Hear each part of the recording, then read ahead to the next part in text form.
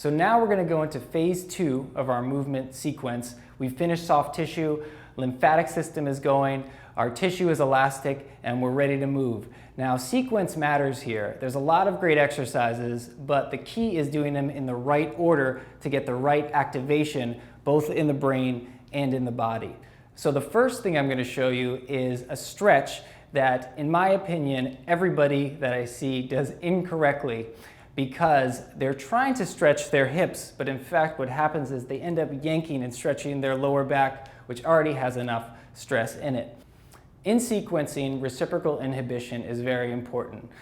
All reciprocal inhibition means is that when the flexor is tight, the extensor doesn't move very well. So we see a lot of people want to work the glutes, turn on the glutes, but they can't do it because being seated so much, that hip flexor is always under tone.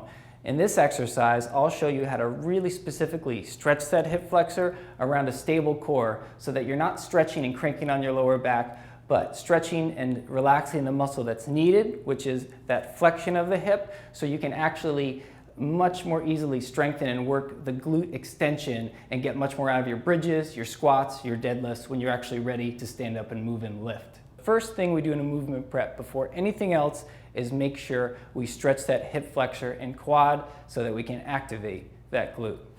So now I'm going to have Peter get into a half kneeling position, and the key to this stretch is that we want to get that hip flexor insertion elongated.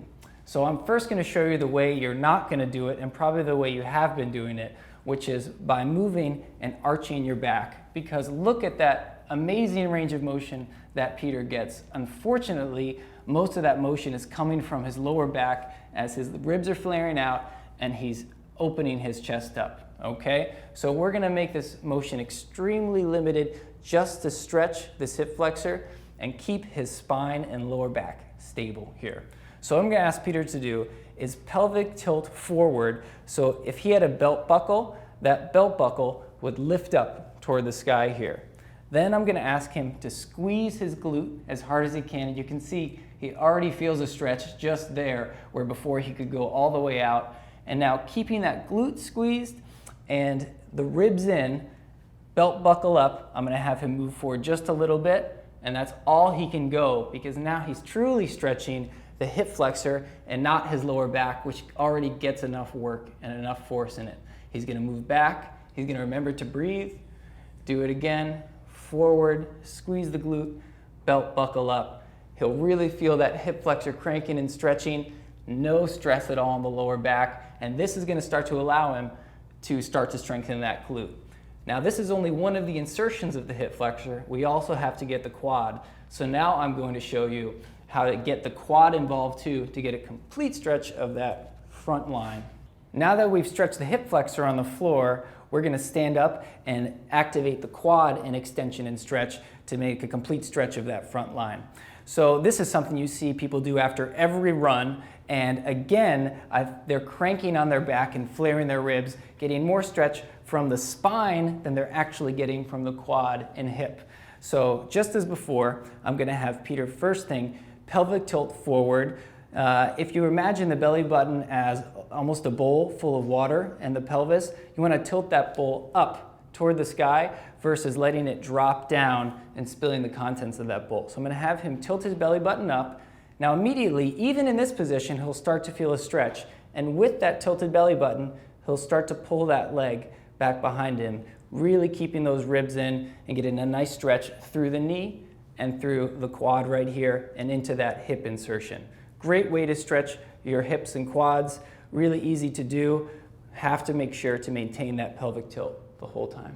Now that we've relaxed the hip flexor and the quadricep, we're going to get on the floor and start to activate the gluteus and glute medius.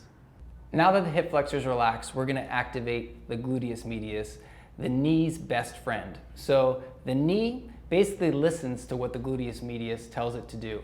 If this muscle is turned on and firing, it'll prevent that knee valgus, that internal rotation of the knee, and help your leg line up a lot better when you're running, doing your plyometrics, even just walking down the street.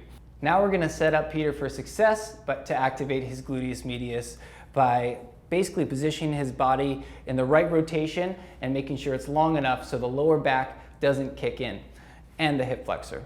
So what I'll have Peter do is rotate a little bit internally to make sure that that hip flexor doesn't fire up. Have this leg out a little bit anterior for a base of support. Here's the key. I want Peter to extend his leg behind him without popping his ribs out, maintaining that pelvic tilt we just talked about, belly button up. Internally rotate the foot to make sure that glute meat's in position to fire. I'm gonna have him stay in this plane, lift that leg up and down, pushing this hip as long as possible out that way so as to not flex in the obliques. So now he's going as high as he possibly can, but not getting false movement from that lower back, and he's really, really focused on feeling that back glute meat here, not getting any TFL activation, no hip flexor activation. After you finish this, your hips will feel like $1,000,000. You will feel like you're literally swimming in your hips in a different way because the hip flexor will be able to basically relax, and the glute med can do its job and stabilize your knee. Perfect. Just up and down. You want to do this one really till you start to see some shaking here. Peter's already shaking. Really, honestly, for most people, you're talking between 20 to 40 reps, really controlled here. So now we're going to activate the gluteus maximus and the gluteus medius together in actually a much more functional move than the last move, which was just to activate the gluteus medius. So we're going to do a single bridge here. I'm going to ask Peter to move his feet in a little bit. If they're too far out, it puts a lot of stress on the hamstring, so you just want enough to just barely slide your hand under your calf and your thigh here. We're going to lift the foot here, create a right angle, and I'm going to have Peter bridge as high as he can, pushing with that left hip up. And the beauty of this, which activates the medius, is we're going to externally rotate the hip out and back in, bridge back down, come up again, squeezing the butt, driving. You can see he's maintaining a nice pelvic tilt again, rotating out and in and down and up.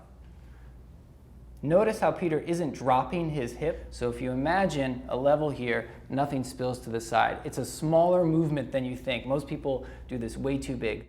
Focus on doing about at least 8 to 15 reps as a start.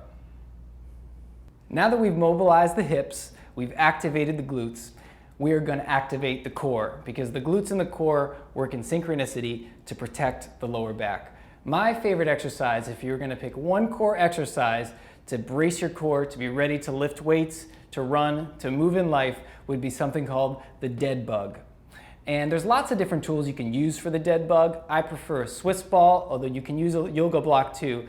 But the concept is that you're putting pressure between your lower body and your upper body to make your abs turn on, and then moving limbs around that braced core.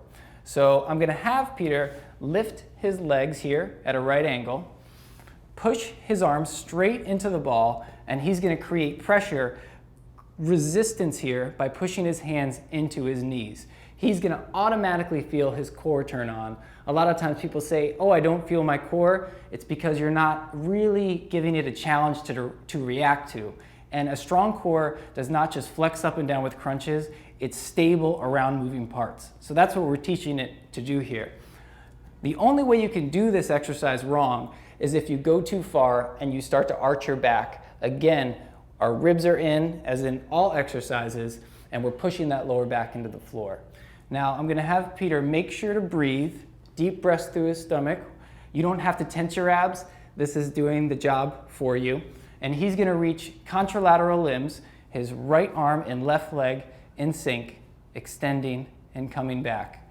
Peter has nice open shoulders, so he can do the full range of motion. If you're a little limited, you might get a rib pop here if you try to reach too far. So just go as far as you can keep that pressure of the lower back on the ground. The more you do this, you're going to feel this bottom out almost into your lower abdomen. Again, don't tense, breathe, pop this Swiss ball, activate your core. Now we're going to show you an amazing core activator and lower back stabilizer, which is called Stir the Pot. We'll have Peter get into a front plank on the ball. He's going to make sure to align his cervical spine in a perfect extension here, not overextending the neck or flexing it. And his scapula, because Peter is a freak, is a little bit winged here, so I'm going to have him push his scapula the other way, forward, to take out a little bit of that wing right there. Now this is an anti-rotation exercise, so I'm going to have Peter circle to the right, not tilting his hips, circle to the left, again, not rotating, and then move back and forth with his elbows, challenging the extension control of his spine right here. We see Peter's legs nice and wide here. If you want to make this more challenging, you can bring your feet in a little bit. This is definitely the advanced version right here. Amazing core activator, works all quadrants of the spine and core. This is how you build a stable lumbar spine and ab complex.